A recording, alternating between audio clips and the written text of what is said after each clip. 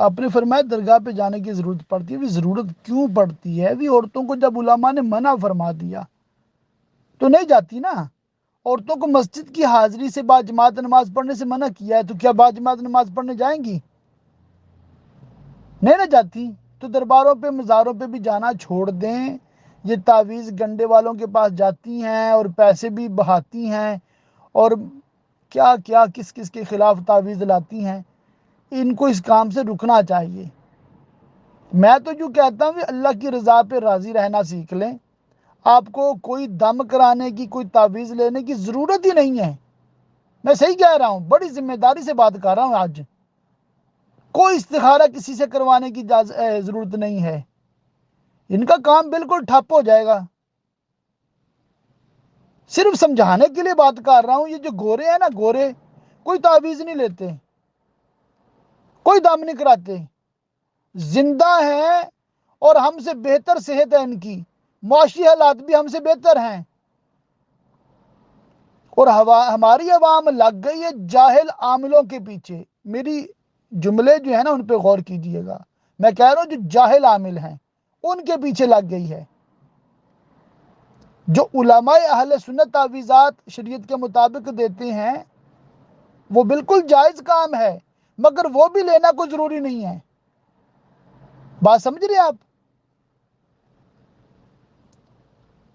اب حالات تو یہ ہو گئی ہیں کہ ایک بندہ جس کو پڑھنا لکھنا بھی نہیں آتا اس نے تعویذات سیکھ لیے، نہ اس کو وضو صحیح کرنا آتا ہے، بس اس کا تعویذ چل رہا ہے جی. لوگ چلو چل، کسی کو فائدہ ہو یا نہ ہو اس کی دکان چلتی رہتی ہے. اچھا بہانہ دیکھیں، ابھی دیکھیں ان کا لاجک دیکھیں.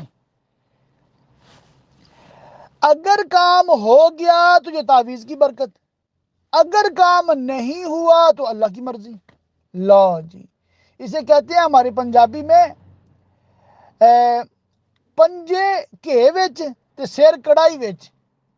مطلب ایسے بندوں کے تو وارے نیارے ہیں نا، ٹوٹل پروفیٹیبل بزنس ہے، کوئی لاس ہے ہی نہیں. مطلب جو ہماری ہندوستان کی، پاکستان کی یہاں جو پیری مریدی کا سسٹم ہے، سمجھے بات؟ پیر صاحب نے دعا کر دی، فائدہ ہو گیا، سبحان اللہ، کرامت آ گئی جی پیر صاحب کی. پیر صاحب نے دعا کر دی، نہیں پوری ہوئی. پیر صاحب سے پوچھا گیا بھی یہ دعا نہیں پوری ہوئی آپ کی؟ وہ کہتے ہیں جی اللہ کی مرضی، ہم تو فقیر لوگ ہیں، دعا کرتے ہیں.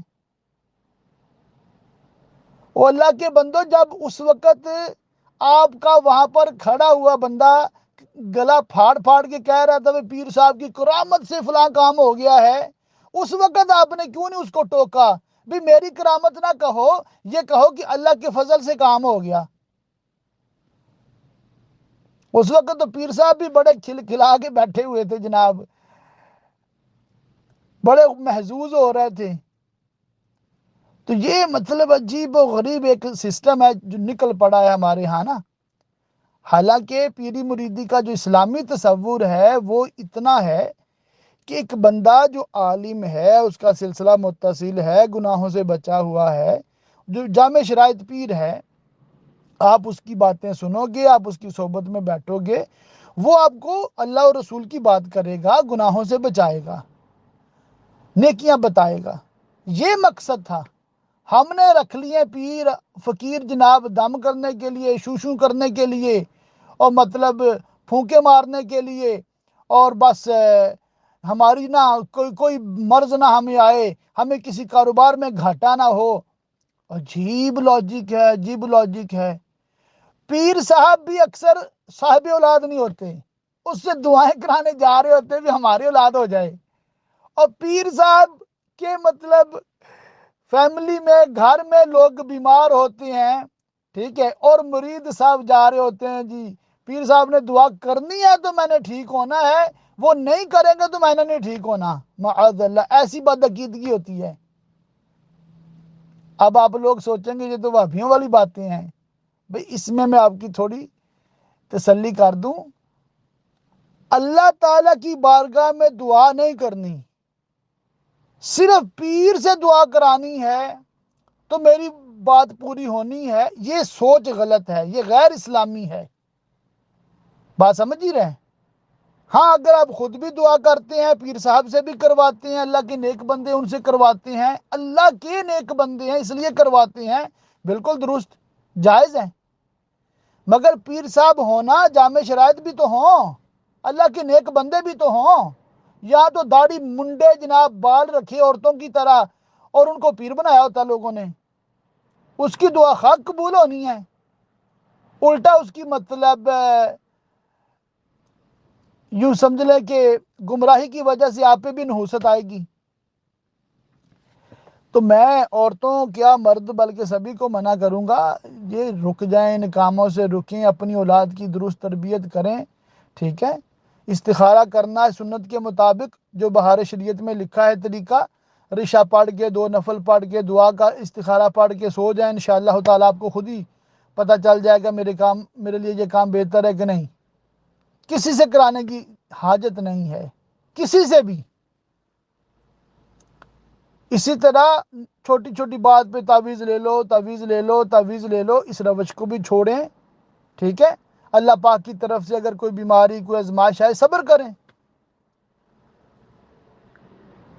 اگر علاج کرانا ہی ہے تو صرف اور صرف کسی صحیح العقیدہ سنی عالم جو عامل ہو اس سے کرائیں۔ باقی یہ مطلب جعلی عاملوں سے بچیں، جعلی نقلی پیروں سے بچیں۔ اللہ تعالیٰ عافیت والا معاملہ فرمائے۔ اور آخر میں جو آپ نے روایت کا ذکر کیا ہے نا کہ اس پہ عورت پہ لعنت برستی ہے، وہ اس صورت میں ہے کہ عورت شوہر کی نافرمانی کرتی ہوئی جائے یا بے پردہ جائے۔ اگر کوئی با پردہ عورت کسی قبر پہ چلے جاتی ہے، کوئی فتنے کا خوف بھی نہیں ہے، وہاں بھی جزا فضا نہیں کرتی، کوئی خلاف شرع کام نہیں کرتی، تو یہ مطلب ایک ایسا کام ہے جو منع ہے، اس کو نہیں کرنا چاہیے، مگر وہ گناہگار نہیں ہے، یہ نہیں کہیں گے کہ اس پہ لعنت برستی ہے۔ واللہ تعالی اعلم بالصواب۔